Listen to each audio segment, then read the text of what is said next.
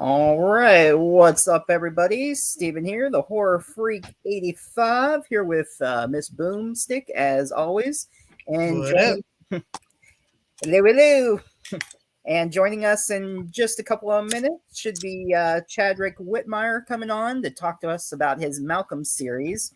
I sent him an email, so should just be a minute. I'm going to let him know it's sent. And let's see. Hey, Kate Mack. What up? Yep.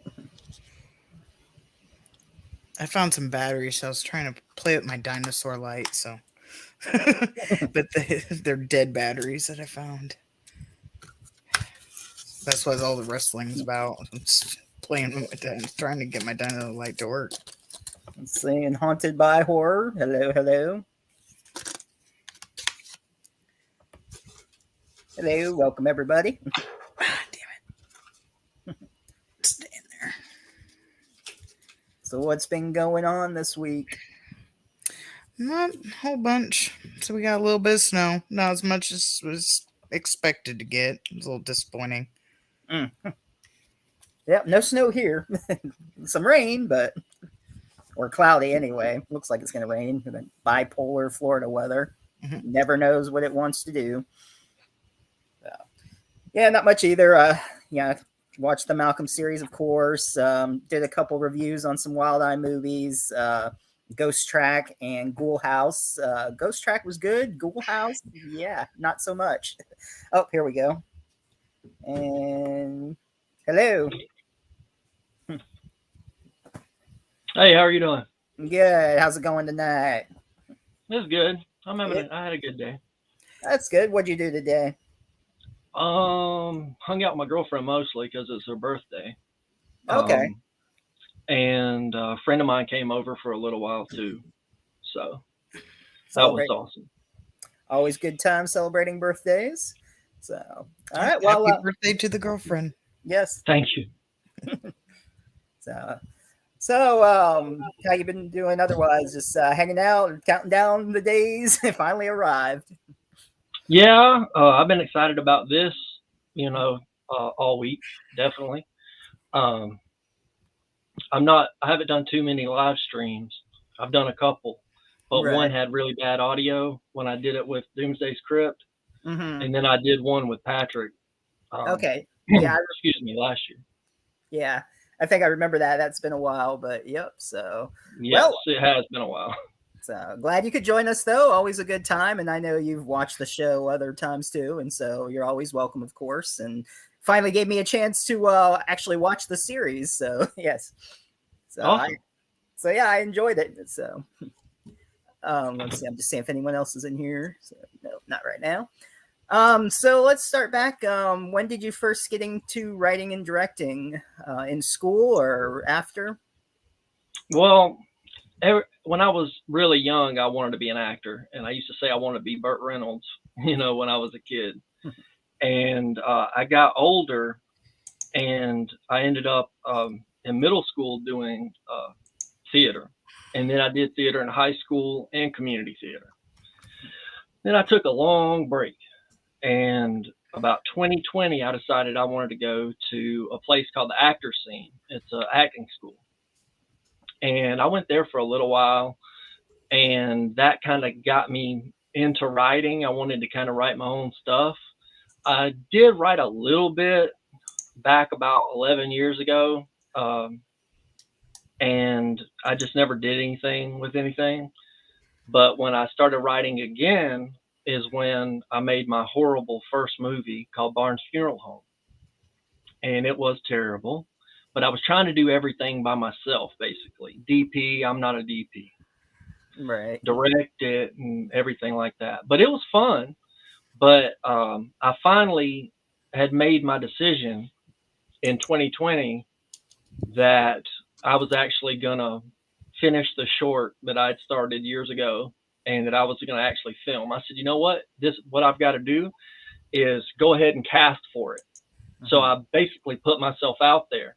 And I said, well, if I cast for it, you got to do it. That was my mindset. I said, that's going to push me to getting this done. So I did that, and then we filmed March of 2021.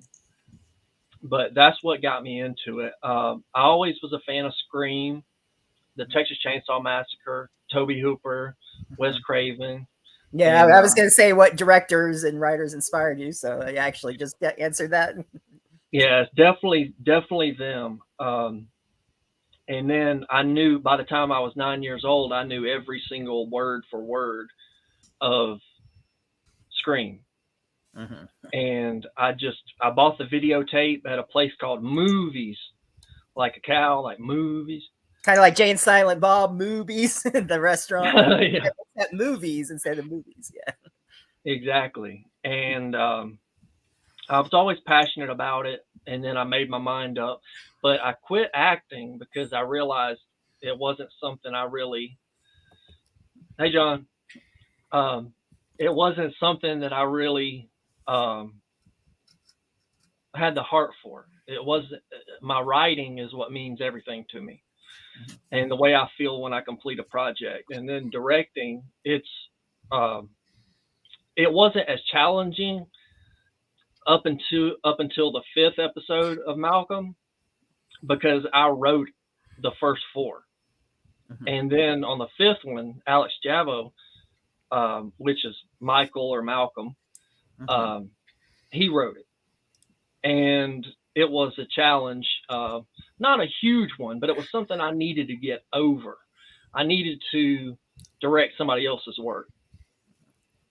And that's what I did on the fifth one. So that's pretty much how I came to be.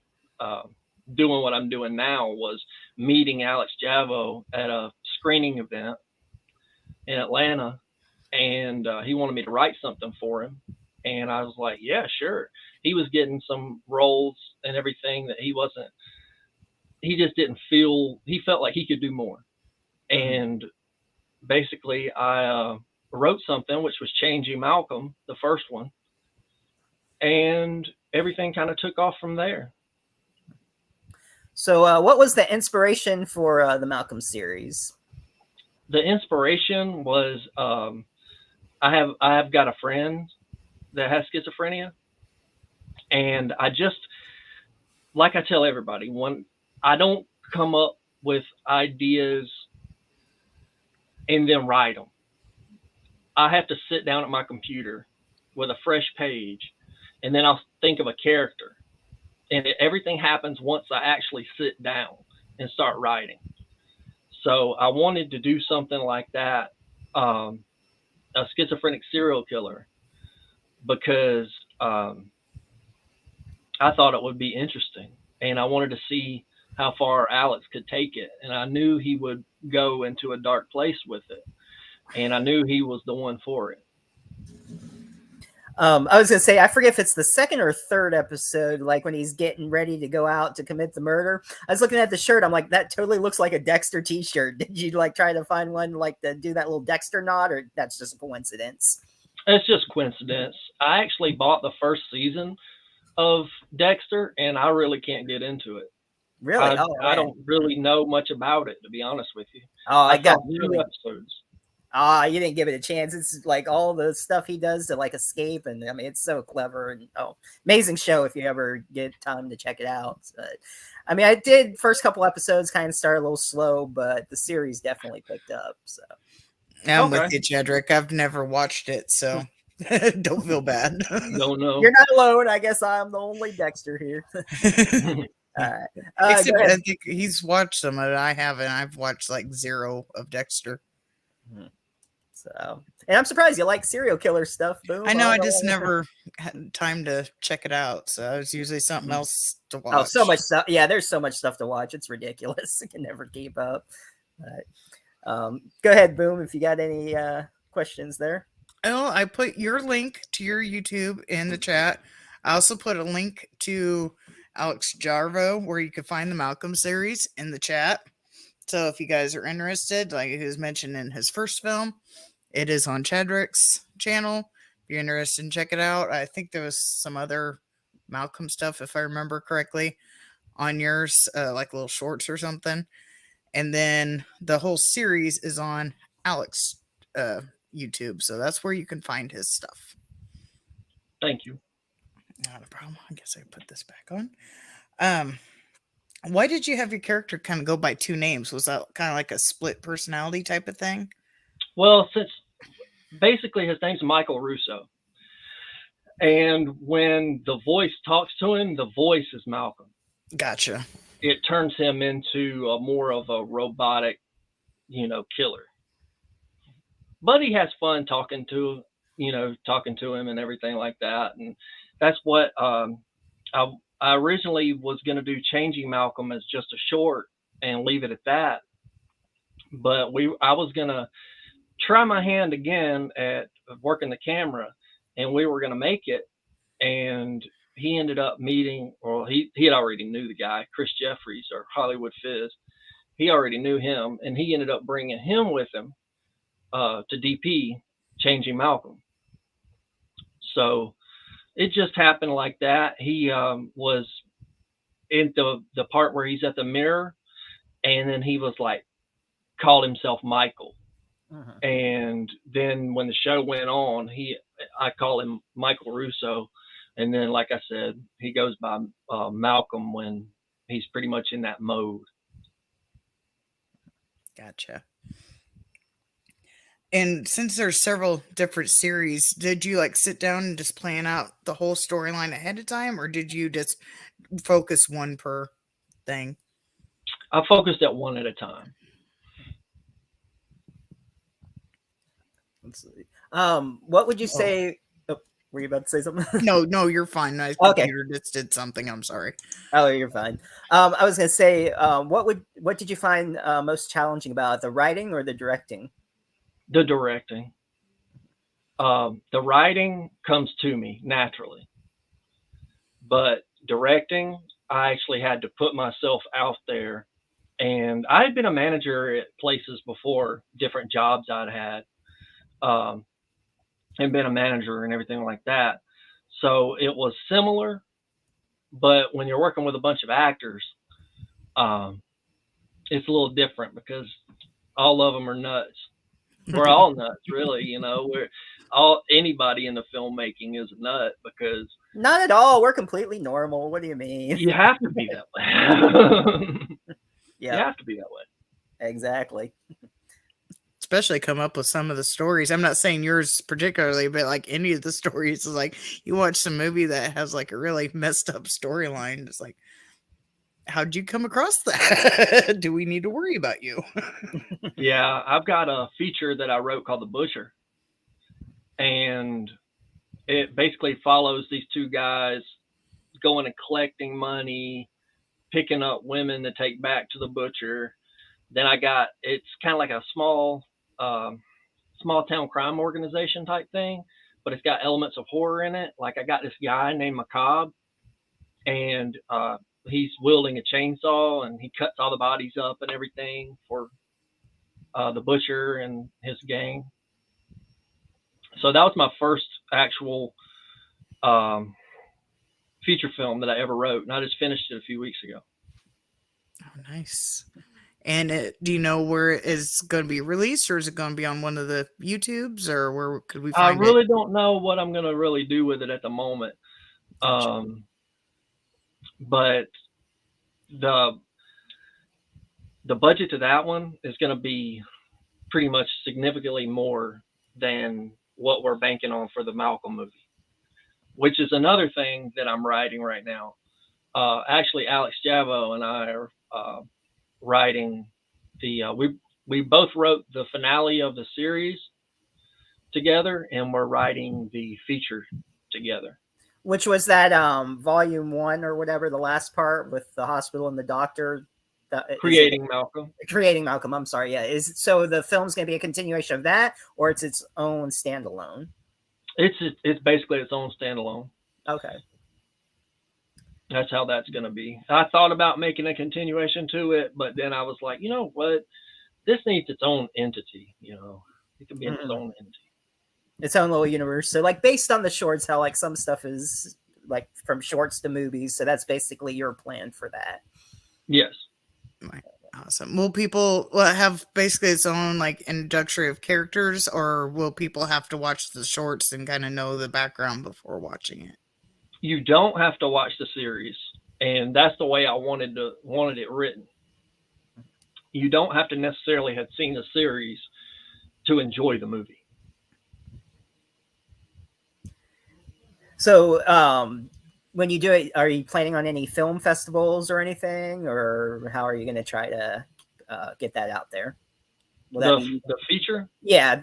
Will it be on YouTube as well, or no? No, we're talking to different, and I'm learning about distribution right now from another guy, and we're talking to different avenues to go with. But I was thinking about putting it on Tubi. Okay. Is what I've been thinking about. But we've got other options. But right now, Tubi does seem like the best one. Right. Okay. More accessible for everybody. Yeah.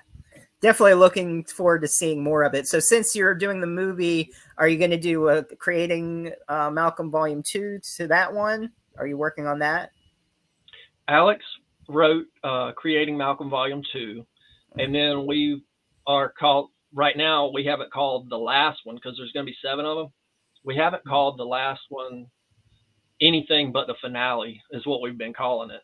I guess we'll pick a name for it. We're trying to come up with something because we got that whole changing Malcolm, chasing Malcolm, creating Malcolm, and we're trying to come up with something clever. Malcolm's End. No, I'm just kidding. I don't know. Too simple. Nah, but I'm sure you'll think of something good. So you plan to do 7 of them then? So, yes. So 2 more after that one? That was the 5th one, right? Yeah, the 5th one was Creating Malcolm Volume 1, and then there's Creating Malcolm Volume 2 that we're going to shoot, and then the finale. And I believe we're doing them in April. Okay. Yeah, I was kind of wondering, don't want to spoil too much, but the doctor had me questioning some things too. I'm kind of curious about him.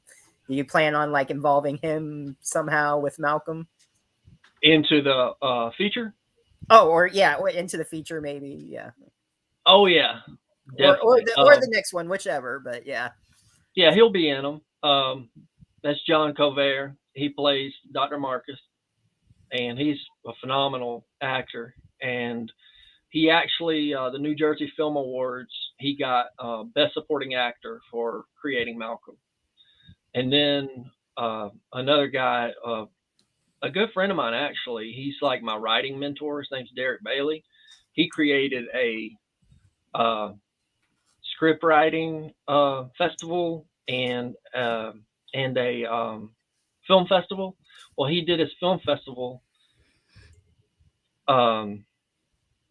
He did his film festival Thursday night, and he was supposed to be showcasing Creating Malcolm, just to show it and then get into the movies that were actually entered into the festival. But somehow we got a fan vote for Best Acting Ensemble. And I was like, we didn't even put the movie in there. And then Derek told me, he's like, the fans wanted y'all to have an award. And I was like, oh, wow, that's awesome. Yeah. So, Haunted by Horror has a great question. It's up on the screen, but will there be any callbacks to the shorts within the movie? I mean, basically the people that are going to be in the feature are the people that are there's going to be more. I mean, I'm adding more people to the feature. And we pretty much got it cast. But it's the same people that are going to be that are in the show are also going to be added with the cast of the feature film. Yeah, I think he meant by callbacks would be like maybe Easter eggs to the shorts. I think that's the way I took the question. I could be wrong. I'm not sure what he was intending it, but that's what I'm assuming. Basically that they're going to be the same characters. I haven't really thought of anything, but we're still in the process of writing it. So, something might come up. Awesome. in the feature film, will he have any personal relationships, or will he still just like live alone, single? Um, he's actually in one of the scenes we've written so far. Um, met a girl, but this movie is mainly going to be a guy that idolizes Malcolm or Michael, Mhm. and he tracks him down because he's like his number one fan, Oh, okay. and he tracks him down, and then they start killing people together. Okay, a duo. That's cool. Because sometimes it's interesting to see how they, interact with other people, the relations, and how they hide everything. That's why I was curious about that. So, let's, let's see. No other questions? Go ahead, Boom. I was just like scoping his IMDb to see if there was anything Who's new in there that whose Internet Movie Database? Who are you talking about? Chadwick. Oh, okay. Now I'm just scoping his thing. So. Oh, I thought you were talking about John the Doctor or whatever. Or no, I'm just looking. I was looking at Chadwick's to see if there's anything new to pull up. Which was what day or what episode was the most challenging to shoot?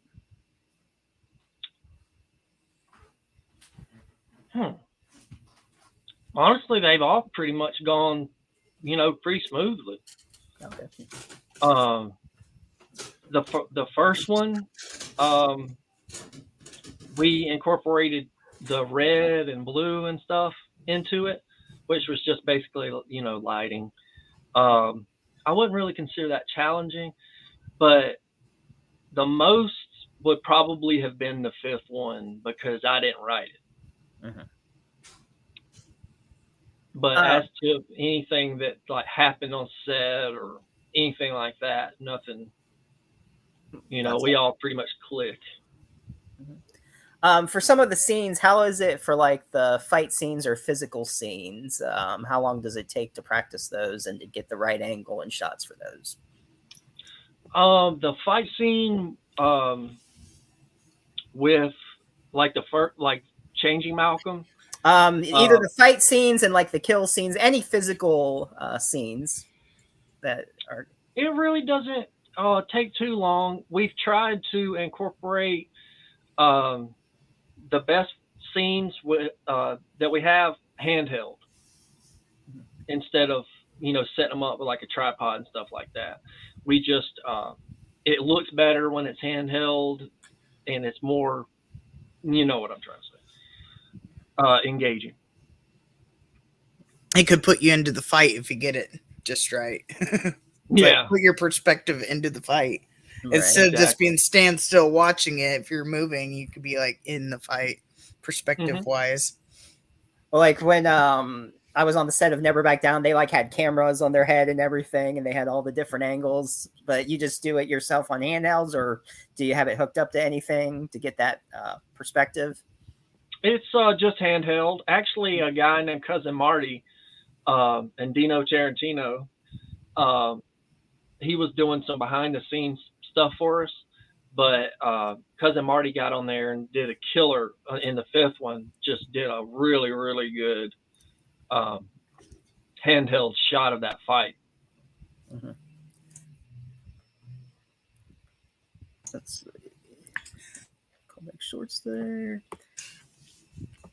I forgot what I was going to say. Anything else you can tell us about the movie besides the duo, or that's pretty much all you got? And yeah, I don't really want to spill everything because I just it's really going to be its own thing, and it's I'm 100% sure it's going to be great. Especially if Alex is involved, and then I'm going to direct it and co-write. So that'll be the first time, my first ever directing a feature film. Nice. So. Do you have after this first film, do you have like plans to make future films, like a series, or is this going to be kind of a one and done and move on to a different like topic, or like your next movie you have nothing to do with Malcolm, in other words? Yeah, the next show I'm actually doing with Cousin Marty and Dino Tarantino is something I wrote called Construction Crews, and we're going to make it into a series. It'll be a web series. Oh, nice. And what that's about is 3 serial killers that are construction workers, and they go through the towns and kill people. Okay. That sounds interesting. Now, they're just going to be shorts like Malcolm, 10 minutes, or you want to make them longer, or what's the plan for that? They're going to be about 10 minutes because I'm writing. I think I wrote like 7 pages, and it normally ends up being like 10 or 11 minutes. It's crazy, isn't it? You put so much work in it. It takes like hours on hours to create something, and then after you film it and edit it, it ends up being like 10 or less minutes. I know the pain on that one.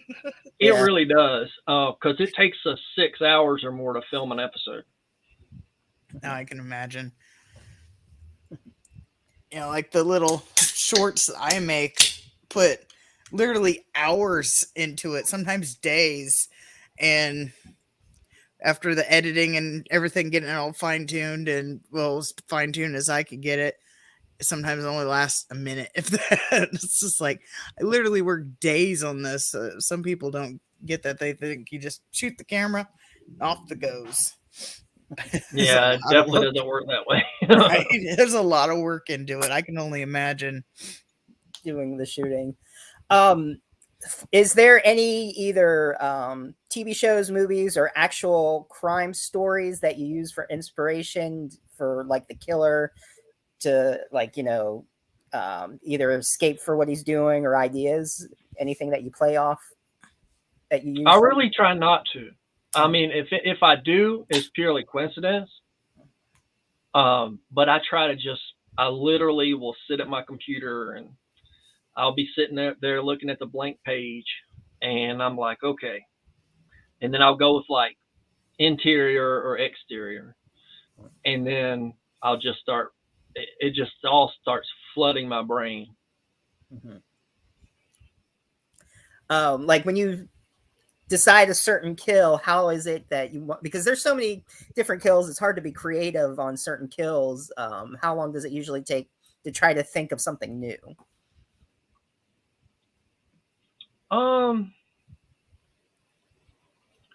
I guess like the kills haven't been really out of the ordinary. I mean, if you have any planned, I mean, how, is there anything that you've written, whether it be the butchers or like what makes a good kill scene? Like, how does it come to you that you want it to be something new and fresh? Well, with the butcher, I got more into torture. And that's an avenue that I never explored before. And so with that said, I just comes to me, and I don't really dwell on it. It's hard for me to, like, if I wrote part 1, I can't just sit on my couch or be driving in the car or doing whatever. I can't come up with ideas like that. That's not how my brain works. So just sitting down with that page, you know. But I've got into torture, to answer your question. Okay. It's fun to just come up with twisted movies. So. It really is. It really is. But I can say that The Butcher was kind of like a dream I had one night. And the only thing I really took from that was the idea of the rundown trailer and the fact that they called the man the Butcher in my dream. But everything else, I just went with it. Man, it's weird. Like sometimes I try to hope to have some dreams, you know, get some ideas, because I want to get back into writing. I had this really cool idea. I had even told Kane Hodder about how he grows up being a cannibal, and I was going to have him taken away from his family, but then people would know where he came from. So I'm going to have him kill his family and hide it, and no one knows, and all this whole thing. Getting off topic, but I had a dream one time. I don't know if you remember the Fear Street series, R.L. Stine. if you've ever read those. No, I think I saw a little bit of something on Netflix about that. Well, there's a movie, yeah, that's based on the Fear Street books. I don't remember what was going on, but there was something like in the basement or cellar, and there was like some weird voice, and it said "Into the Dark," and I woke up and I'm like, that's a great title. And like a couple weeks later, when I bought the new Fear Street book, I always go with the next month book title. The next month's book title was called "Into the Dark," about a blind girl, and I'm like, are you serious? Like I just had man. Like, I don't know if it was a premonition or what, but I was just like, what are the odds of that? Like, I get an idea for a title, like literally, and then like a week later or two, boom.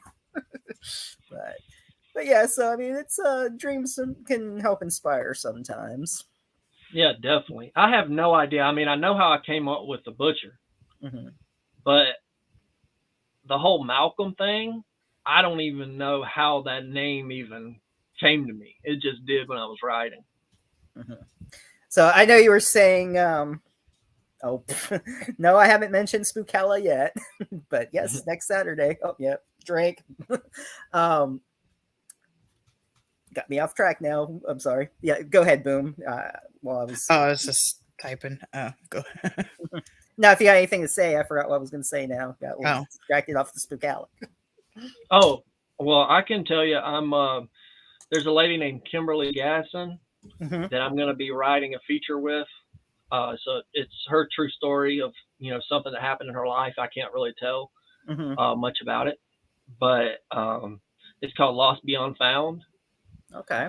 And she's going to write it all out, and I'm going to write the screenplay to it. Oh, nice. The dialogue and everything. So I'm excited about that because it's a little bit of a transition from writing horror to writing drama. All right. So you want to do other genres too? Any plans for like comedy too, or just drama and horror, or no comedy? No comedy. All right. Just how about throwing comedy into the horror? Well, you can do that. I can't. I mean, there's some funny parts in Malcolm. Yeah, there's true. There's some, little funny parts in there, and I'm like, I can't even believe I wrote that because in my head it wasn't funny. But definitely no comedy. I just don't. I'm not a fit for it, and if I can't be passionate about the story, it's not going to be good. Is there any other genres you are passionate about that you might think about doing in the future? I thought about a drama. I'm actually another drama that I started writing. I was actually a bunch of pages in, and then I ended up saying, oh, no, and then erased a bunch of it. But it was called Miss Blackwell Comes Home, and it's basically about a lady that was in prison, and she lost her dad while she was in prison, and then she gets out of prison and has to take care of her mom because her mom's caretaker has to go back to Mexico for a couple of months. She meets this guy and all these events happen. She forgets to give her mom her medication and stuff like that. So that's a dramatic script that I've started. But the Butcher took over, and then now the Malcolm movie kind of took over after that.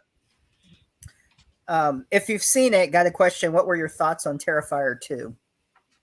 I have not seen that. I have All Hallows Eve,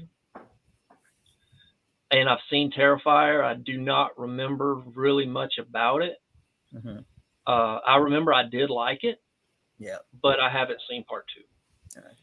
Yeah, that's the best part of the first one was when she got sawed in half upside down. That was the second one is much worse though, but in a good way. But right. But yeah, it's like make sure you like gore because otherwise it's not your movie. That's for sure. It's definitely so. There's a lot of it in The Butcher. Oh, nice. Because the chainsaw wielding guy. Definitely looking forward to seeing that. Oh, I know what I was going to ask. I know you said the process comes to you when you're sitting down and it just flows to you. Any other process, like, for example, bringing up R.L. Stein again, like he would think or like write the ending first and then he'd give him the story. Have you ever like jumped ahead and had ideas and then went back, or you just write it in order as it goes along? I write it in order, but it just, like I said, it does come to me. But they say, you need to know your ending, but I just write and it'll come to me in time. That's how I feel about it. But I've never done that. No. Okay. Because everybody has their process, whether they do outlines or just notes. I come up with a character. I guess that's the best way to explain it. Okay. I'll sit down and I'll come up, in front of my computer. I'll come up with a character, and then I'm like, okay, what's this character? And I try and envision the character, and then what their name would be, and then a description of them, pretty much. And then I go from there, and then give them a reason. Yeah. What's funny is J.K. Rowling, she wrote her idea on a napkin, and then she just went from there. Really? I didn't know that. Yeah, she was at a restaurant, and I don't know, she thought of a name, and she just started writing on a napkin, and then went home and just started pumping them out. So wow, that's amazing. It's amazing. You could be out and just suddenly have an idea come to you. And well, I have a little. I'll call it a trapper keeper, but that's for us 80 kids. But it's like a little folder, and I have a button. I have it hidden away so nobody can find it. But I've wrote out a lot of they're not make believe stories. It's stuff that I've actually lived through, and I have it wrote down and stuff. But I don't have it templated to make it into a script or anything. I just wrote it out, and I was trying to figure out what I want to do with it. If I want to try to make it into something or try to just have it, I don't know. It was kind of therapy for a little bit just to write down, some of the stuff that I've been through, because I've been through some really messed up shit. No, that's good. If you did write it, you'd be passionate about it because you have lived through it. But yeah, I got it hidden away in the house. I just don't know what to do with it. Some of it's just trivial, like dreams or whatever. Some stuff's actual events and whatnot. But yeah, I just don't know what to do with it. If I want to, because it was just thoughts, I'm not talented enough in writing to have it book form or anything. It's just how the thoughts and memories kind of poured out at the time. So it's kind of, even they could be even shorts or something. What's that book series? The Chicken Noodle Soup for the Soul or whatever. They're just a few pages, nothing that long. It could be put together somehow like that. Maybe. Yeah. So. But yeah, I got several pages. Just don't know what to do with it. A lot of it's stuff I've never talked about. Some of it I've either made shorts or I've talked about it either on my channel or on. I know that there's one story that is on our Spotify. I don't know what else to call it because not only just on Spotify, but Spotify, Google Podcasts, Apple Podcasts. Yeah, I have one story that's particularly only on there that I don't talk about to pretty much anybody, but this stuff kind of like that. But yeah, other than that, I don't know if I should just make little almost videos or just the audio version put I was on to say audio recordings of right it, yeah. So I don't know, I do have a few of them out there, but you can either find it on the audio version or on my channel, but some of them I don't, so I just don't know what to do with those. I'll figure it out eventually. Well, sort of on that note, do you have any advice for anyone who wants to write or direct? Yeah, stop. No, I'm just don't do it. Don't do it. No, it's a trap. Do it. Don't. It's a trap. It's a trap. No, my best advice would be, if you're really passionate about it, don't let anything stop you from doing it. And like they say, you might get 1,000 no's and 1 yes in your career, but just keep pushing. And if you're a writer, just write. Just don't let there be any downtime. always be working. All right. Do you plan once the Butcher comes out and everything? Do you plan on going to any conventions to try to promote it? I've honestly never thought of that. I've never. I see people going to them. I know you do, Yeah. and it's really cool and everything. I just have never really thought about it. Because even like if you can't be a guest, I mean, I'm sure one day you'll be a guest for sure. I mean, because what you're putting out, in my opinion, deserves that. But you can even do like get your own vendors table, even, and just set up your own stuff what you want too. So I mean, Really? that could be, Okay. yeah, that could be a possibility. Just when they have the application for vendors, because they've had at Spooky Empire. There was like a family that kind of made almost like a Nightmare on Elm Street type of thing, but it was a little girl that was going into dreams.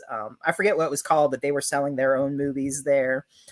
Yeah, what convention am I going to? Spookala. Yep, next Saturday.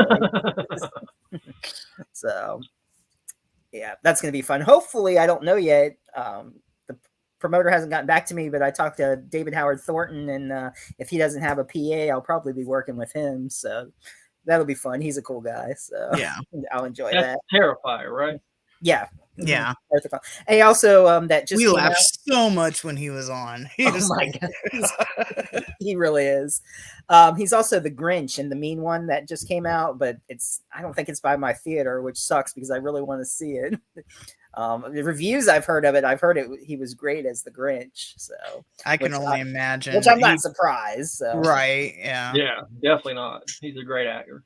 But in some way or format too, he should do the Joker. Like if you watch his Joker on YouTube, I mean, he's amazing. Like he definitely deserves the credit that, I mean, besides doing the horror, he can do a lot more too. So, Oh yeah. And hopefully, but yeah, check that out though. I mean, whenever you got free time or decide that you want to like, distribute some copies or limited copies, you could always be a vendor. And where are you located now, in Atlanta, or you were saying? I live right outside of Atlanta.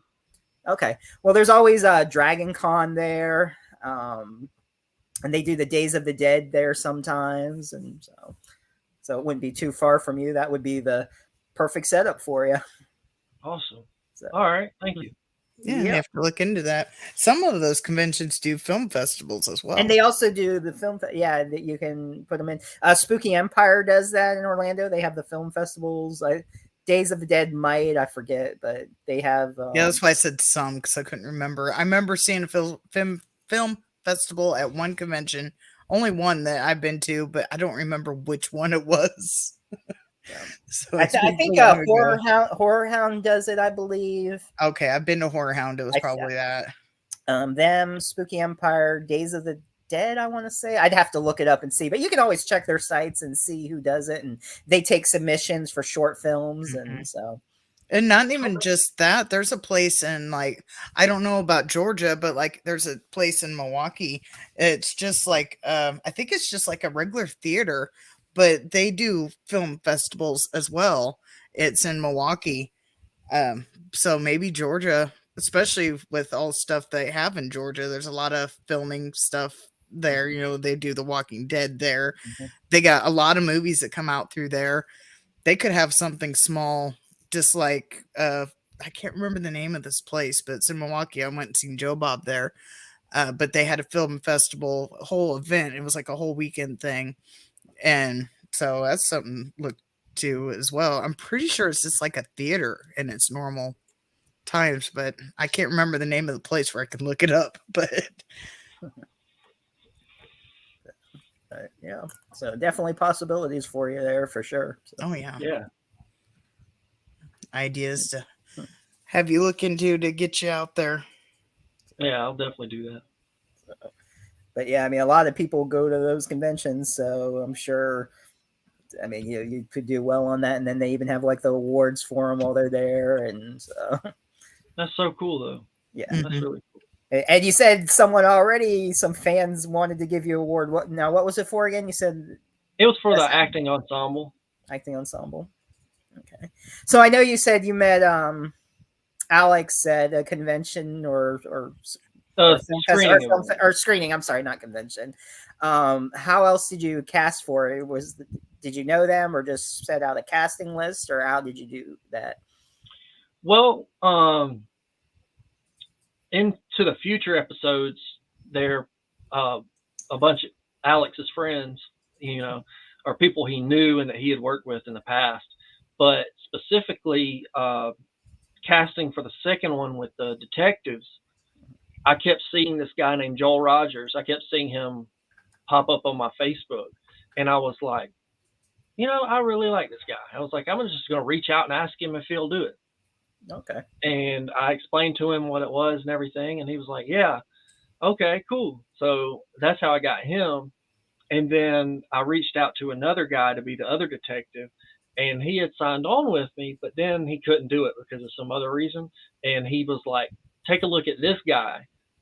I've told him about your project, and take a look at him. And I did. And I was like, yeah, I definitely go with him. But like Barnes Funeral Home, I put out casting calls and then had them send me self-tapes and stuff like that. Okay. Nice. And then that one, you came up with the idea of that one same way as Malcolm, to sit at your computer and just let it kind of flow out of you? I did. Yes. So I was just wondering, since that was kind of your first one, if that was like always your flow or if you kind of changed it up at all. It just works. You said you went to, was it an acting school you went to? Did you do like camera work, directing, or was it strictly acting when you said you went to that school? It was acting. Okay. It was just acting school. It's called the Actors Scene. It's in Buford, Georgia. Okay. So when it came to directing and stuff, you're pretty much just self-taught. You didn't go to any schooling for that. Just decided to go out and go out and go for it. So get out and do it. That's the best way to learn. So what other shorts have you done besides Malcolm that we can check out or that we can watch now?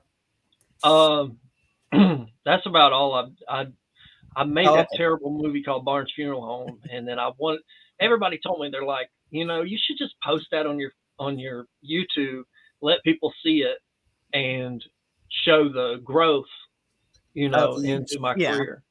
Mm-hmm. So yeah, that's right. Like, I mean, you're going to learn as you go, and each one will be better. I haven't had a chance to watch it, but I mean, I was impressed with the Malcolm series. So I mean, really? I watched the Funeral Home one, so because I found your YouTube first before I found Alex's, so I was like, oh, I'll watch this. But yeah, as I said, if you're interested in the funeral one, it is on Chadrick's channel, and then the link is in chat. And then Alex Jarvo's link, where you can find the Malcolm series, is also in chat. So make sure to check it out. Support it. Thank you. Yes. Yes, like it. Yeah. Comment on it. Yep. I mean, like I said, I definitely see that as a feature, and all the best of luck on that for sure. So, yeah. I appreciate that. Great. What now? I was saying great concept. I mean, it was put together well. Alex was, great as Malcolm. So he is. And Johnny Ray Jr. has been our director of photography for the 2nd, 3rd, 4th, and 5th. And I'm actually going to take a step back from directing just for these next 2 episodes because I want Johnny to direct them. Okay. And Dino Tarantino and Cousin Marty, I'm pretty sure they're going to be DPs on it. Did you? I'm sorry. Go ahead and finish. I didn't mean to interrupt you. Oh no, it's fine. I was going to say, did you do any of the process of the editing, or you had someone else edit it? Johnny Ray Jr. does it. Oh, he does the editing. Okay. I just boom. I'm so sorry you had to suffer through 12 minutes and something. It's all right. Funeral Home, but that was the extent of my editing. I'm not really. All right. I'm not an editor. But it's good to have your growth on there as well. That's kind of why I post, like when I make little videos where I'm just like practicing. I didn't even know computers a couple years ago. No squat about them. And then my husband's works with computers, and I don't remember what all he knows, but he knows a lot. And my son goes to school and knows quite a bit as well. So they taught me a little bit. So now when I practice that he got me a couple years ago, editing software. So I play with it every now and then so I could teach myself. And even though my videos are really kind of stupid, it's just they're on there, so I know I was able to create this thing and put all these effects. And, you look at it, you don't really realize there's a lot of effects in it, but there really is. It's like speeding up time, shortening up time, making things go in reverse, or green screening. Create nipple bots. Well, the fact that you started it and you finished it, that's what matters. So when you're not writing, what other movies or what else do you like to do for fun and hobbies, or watch movies? Yeah, I watch movies. I watch a lot of movies on Tubi. I like all the horror movies that I see. Tubi has a great horror selection. It's actually... It really does. But lately, I've only seen 2 episodes of this, but I've gotten into, and I think I'm going to get Paramount, because I like the show called Tulsa King. Okay. I haven't watched it yet, but I've seen it on their advertised as Sylvester Stallone in it. It does. And he's never been a favorite of mine. And he just kills that part, though. I mean, what I've seen of the trailer, it looks good. We've been watching other stuff, so I haven't gotten around to see it. And then I started watching George and Tammy. Do y'all know what that's about? Okay. Yeah. It's about country music. It's about George Jones, the country music fan. Yeah, and Tammy Wynette. Yeah. I was just telling my husband about it, but when we went to check it out, I seen it was on Showtime, and it's like one of the few things we do not have. So we haven't got to see it, but I was telling him about it because we watched Bullet Train the other day, and Mike Shannon played a character. I won't say who for people that have not watched it yet, but Mike Shannon plays that. If you don't realize who he is by name, if you've ever seen Bug, he is in that. I can't think of anything else horror related that I know he's in another thing. I just can't think of off the top of my head. Take Shelter? Yeah, Take Shelter. Yeah, he's like the main character in that. And but he plays a character in this Bullet Train. And I was telling my husband, because I looked up his IMDb to try to tell him who he was, try and find something that he would recognize who he was. Because I can't say Bug and he know who I'm talking about. So I was looking on there and I was like, oh, he was in that he plays was George, what was his name again? George, I want to say George Jones. Is it George Jones? Okay. It didn't sound right, so I didn't think I was right. And so I was like, oh, we should check that out. And even though I don't know much about country music, but I know who they are. So, but I went to go check it out and I seen it was on Showtime. I was like, can't watch it. Well, we have Sling, and sometimes Sling will let you watch a couple episodes, like of Tulsa King. I got to see that, and then George and Tammy. Nice. But George and Tammy's okay. It's just a lot of music. And I was actually watching Monarch because I was a big fan of Nashville.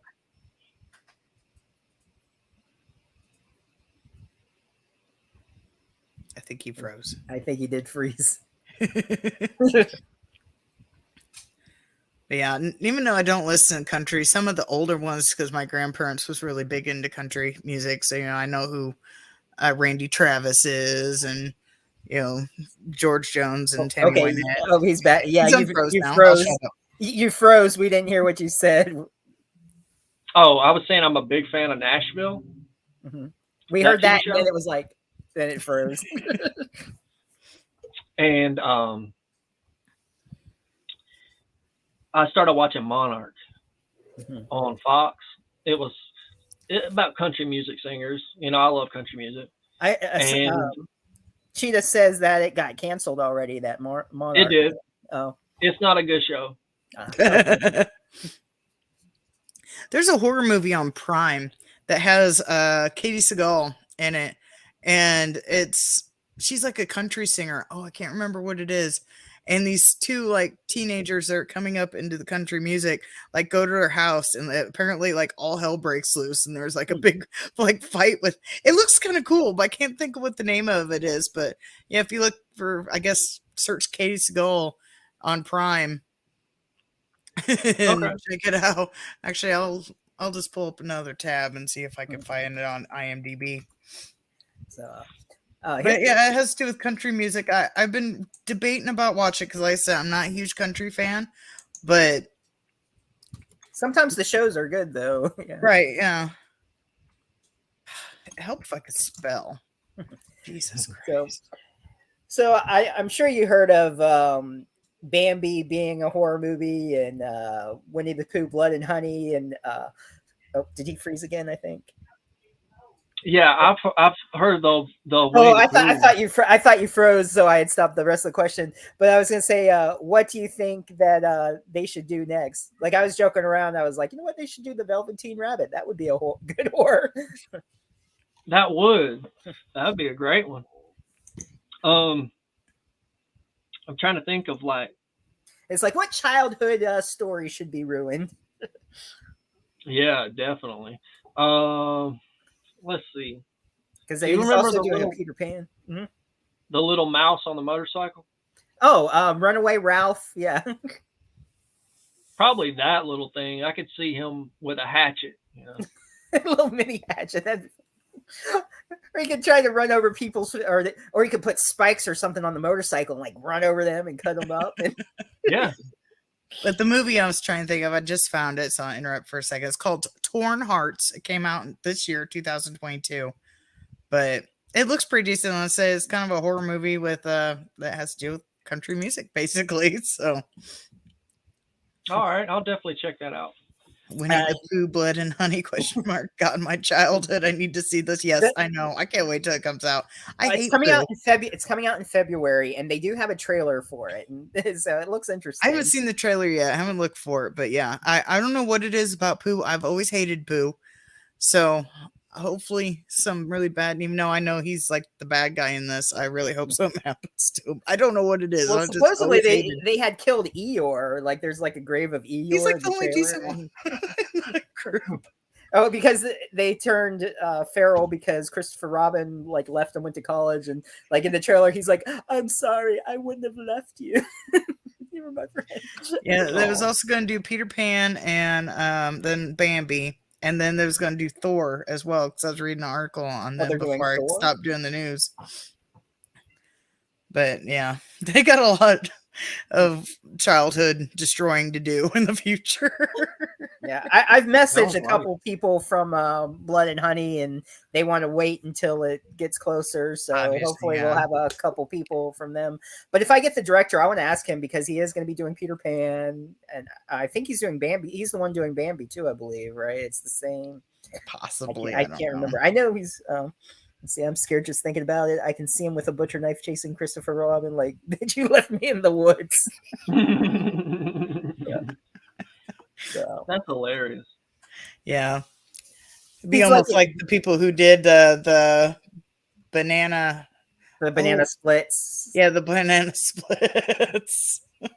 Destroy the banana splits and then move on. I wish they would have moved on to other things as well, but they kind of stopped at the banana splits. It just depends like what things are in public domain. There's certain things that they can't. I mean, I'm sure there's a lot of stuff people would want to do, but yeah, well, they got permission. Well, what I've heard, I don't remember where I heard this or what article, but what I heard, like the people who did banana splits, you know, they asked if they could do it, and the banana splits was like whoever owns it. And I was like so excited that somebody still remembered them. They didn't care if their characters was going to be horror related or not.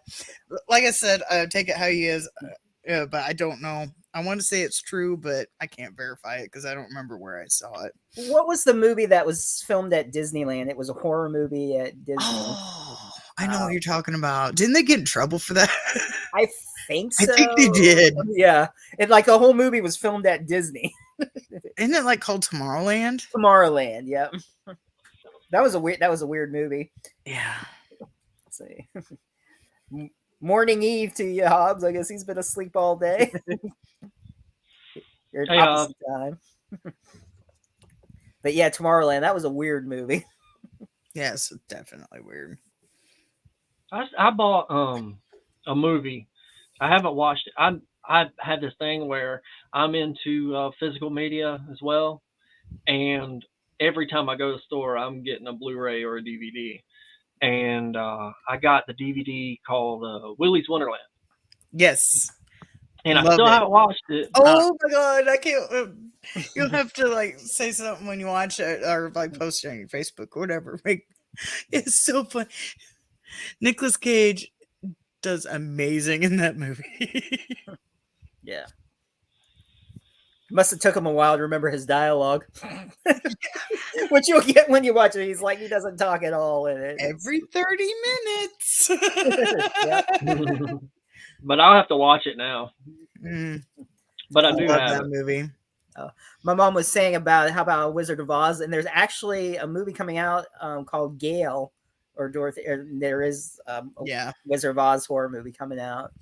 I can see that one movie. When it was Wizard of Oz 2 or no, it was called Oz. What the hell was that? When the fucking monsters.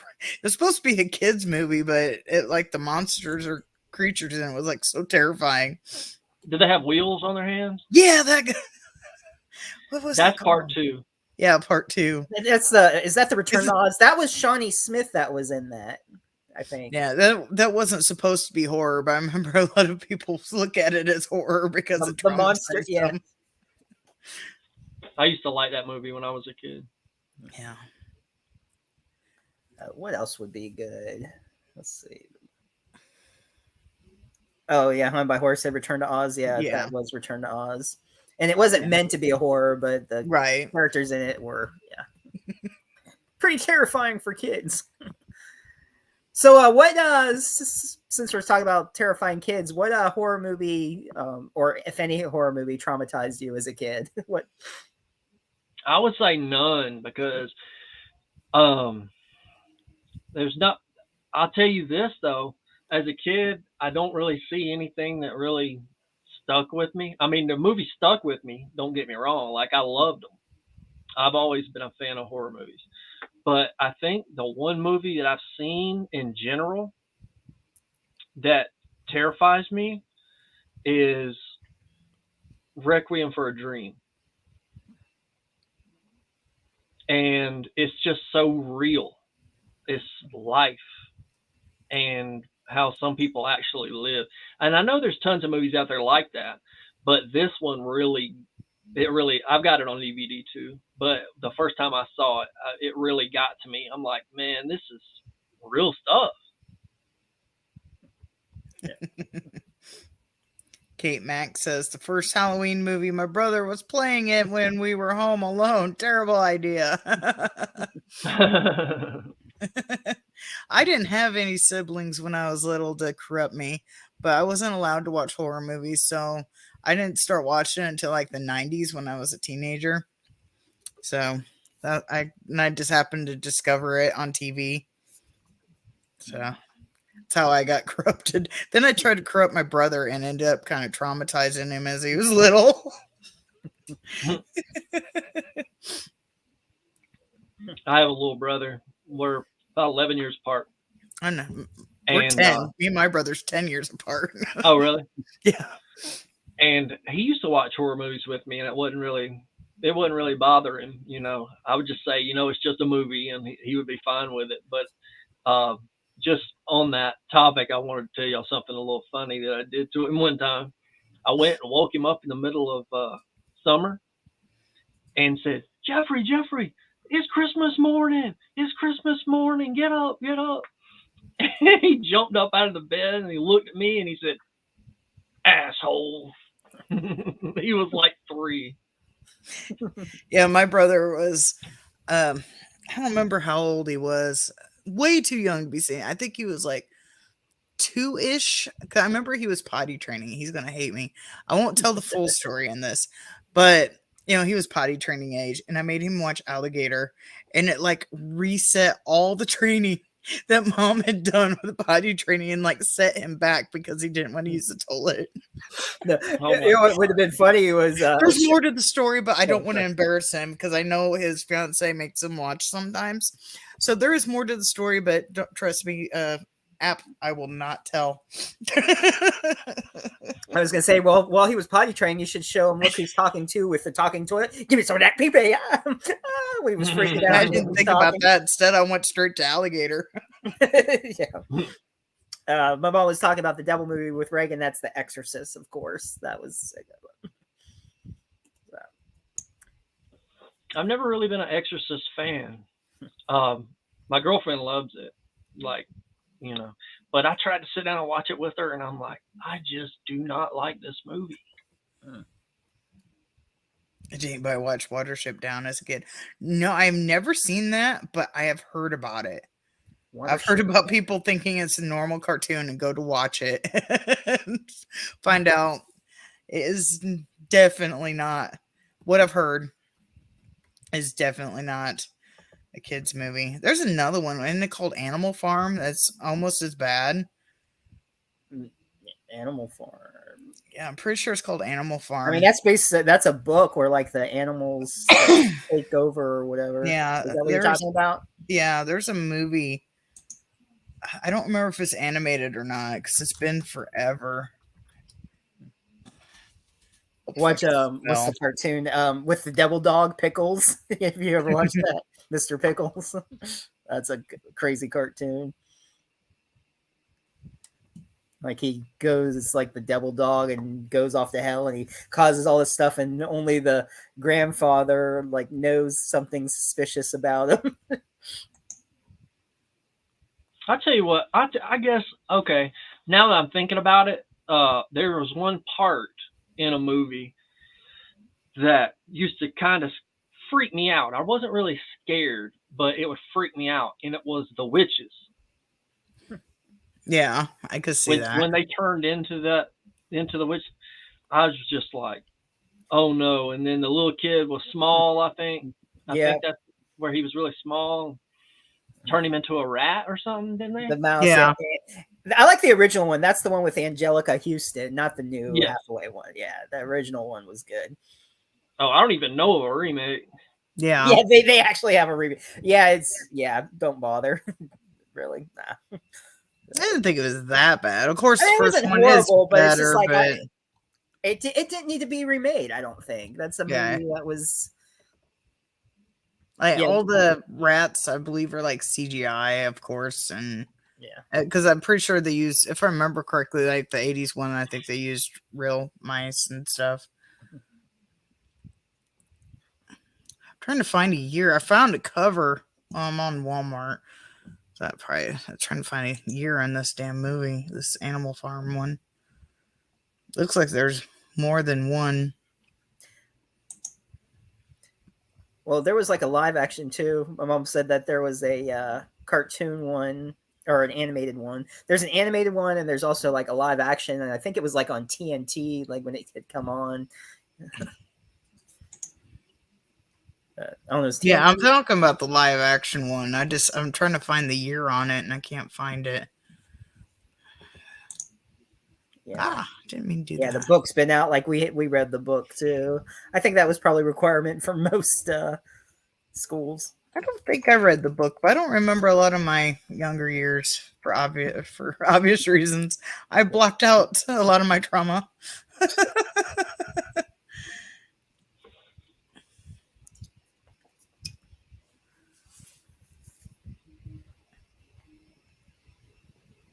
Oil can. Yep. Oh, TV movie 1999. This might be it. That's probably it. That sounds like when it was on. This is it. 1999. I had to scroll really far down to find this. But yeah, I remember that messed up a lot of people as well because the cover is just like animals, so you just think it's going to be like Homeward Bound or something. I think there was even a part in it where the horse went to the glue factory or something. Like, oh my god! Yeah. Hey, Hobbs. Oil can. I'm sorry. Cool. Can music. We'll talk soon. It's like, what's up? You don't talk. You don't write. Come on. I'm sorry. I got you though. I got you. I'm trying to see who did the voices on that because there were like some pretty well-known actors that did the voice on that. Oh, Kelsey Grammer did a voice. Um, Julia Louis-Dreyfus. Patrick Stewart was Napoleon. Thank you, Kat. Thank you for coming out. I appreciate it. Yep, thank you. Always welcome.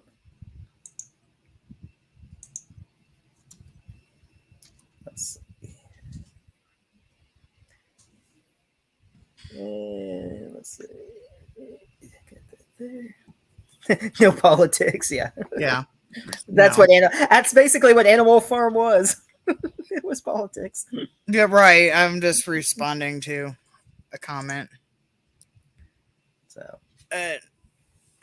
I'm assuming that it's Wizard of Oz song. I was like, was Hobbs singing in there? That I saw the Wizard of Oz because my mic's kind of blocking some of the chat, so I'm kind of having to lean to see. So what other interesting facts you could share, whether it's hobbies or talents or anything else we may not know about you?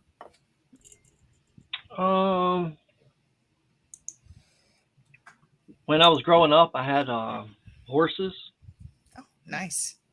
That's one thing. And I used to ride dirt bikes and stuff when I was younger. Now, seriously, my life is consumed with writing and this industry now because, I really want to do really well in it.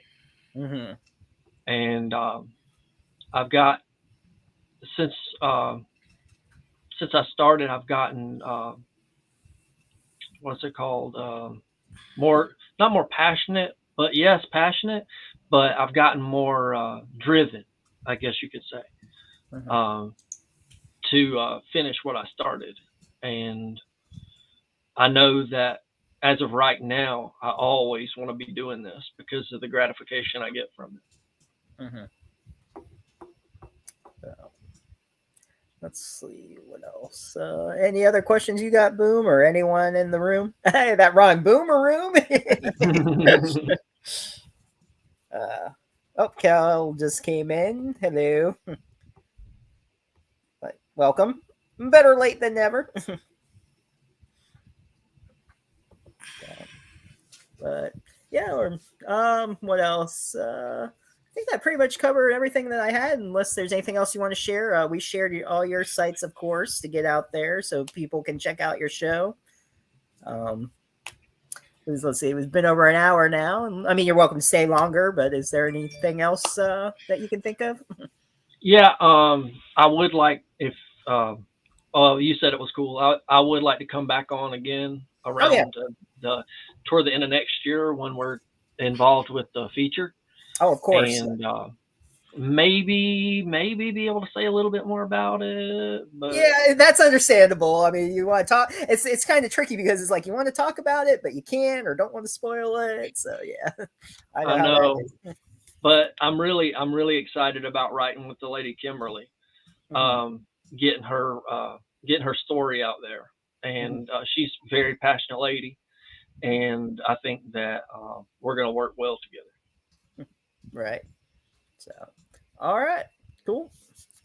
So, all right, if you're ready to head out or anything, I mean, I guess that's it, huh? All right. Well, thank y'all for having me. Okay. No, I mean, I'm not trying to get rid of you. I don't know any other questions or anything you want to talk about or anything interesting happened lately or want to chat about. It's all good. Not really. Just like I keep saying, I'm just trying to pump out some more content. Okay. Definitely looking forward to it. Yeah, we're both looking forward to it. In stereo, looking forward to it. So. Well, I appreciate it. And I do appreciate y'all having me, and I appreciate y'all watching the show. Oh, yeah. That means a lot to me. Yeah. And thank you for entertaining us. You're welcome. All right. You have a good night. You too. Thank you. All right. Bye.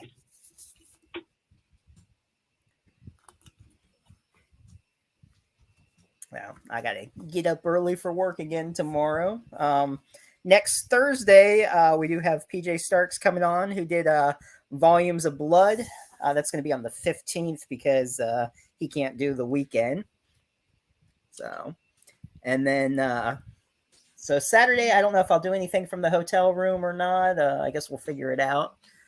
Since I'll be heading to Spookella, and a few people I'm talking to hopefully get back soon. Let's see. What else? Boom. Anything going on or Nothing I could think of. so? Oh, just out of curiosity, have you talked to the CGI guys? This bad Not shark? recently, no. I've just been caught up with other stuff. I haven't reached out to them lately. Okay, because So I I know don't know. Last I knew, they was dealing with a sickness, and with, but yeah, they're probably. I know they do their own YouTube, so they might be busy and forgot. But cool. All right, yeah, I haven't watched it yet, but that'll give me an excuse to watch it. So, but yeah, I haven't really talked to them since they had the illness. yeah, I remember you saying that. So, bring back the shark guys. Yep. So, Right. oh, I But never. they're all working jobs. Plus, they got their own YouTube. Last I talked to him, it's like I know weekends was hard for Jason because he works at a movie theater. Okay. I missed my movie theater job. That was fun. Always. Yeah, but he said that like Mateo and Matt, they don't really have a opening where they're all free. So, and probably when they are free, they probably film for their YouTube channel. But yeah, I'd like to get them on because hopefully we get them eventually. I've just kind of left them alone when they said that they had a sickness in the family. I won't let them take care of their person. Yeah. And make sure they get well. And like I said, they're probably busy and forgot, which is understandable. You know, like you're working on YouTube and God knows what else. You know, they put a lot of videos out. They do reviews now on movies, and some of their movies are like really obscure. I'm not like heard of a lot of the reviews that they've done, and they're like really long too. Some of them are like almost an hour long. Okay. Yeah, I gotta check them out. Right. But yeah, I'd love to have them on again. So hopefully we'll find a time where they're all available to come on. Yeah, I should like check in. I don't know if I should which one I should pop in because I remember who does what. But last time I was talking to Jason, so I don't know if I should reach out back to Jason or Matt or Mateo. Yeah, I did send a message to Brett Kelly. I'll try sending another one. So maybe. But yeah, I'd love to have them on. That way I can put them up on the we'll call it I won't say Audible, but isn't that something else? That's a book thing, isn't it? Put it onto I'll just call it Spotify, but you can watch it anywhere. I think I accidentally highlighted that again. Oh, I was looking. All right. It's like, well, hello again, Cal. Hello. I'm here. Hello. Hello, McFly. Wrong movie. That's Back to the Future, not Superman. All right. Well, I guess that's it. Thanks for tuning in, and it'll be on Spotify later, of course. And we'll see you on Thursday with PJ Starks and Eric Hutchinson talk about Volumes of Blood. And they got a movie coming out next year with Dave Sheridan and Felissa Rose, New Fear's Eve. So we'll maybe get a little bit of scoop on that. So thank you, Hobbs. And we'll see you then. Later. Bye.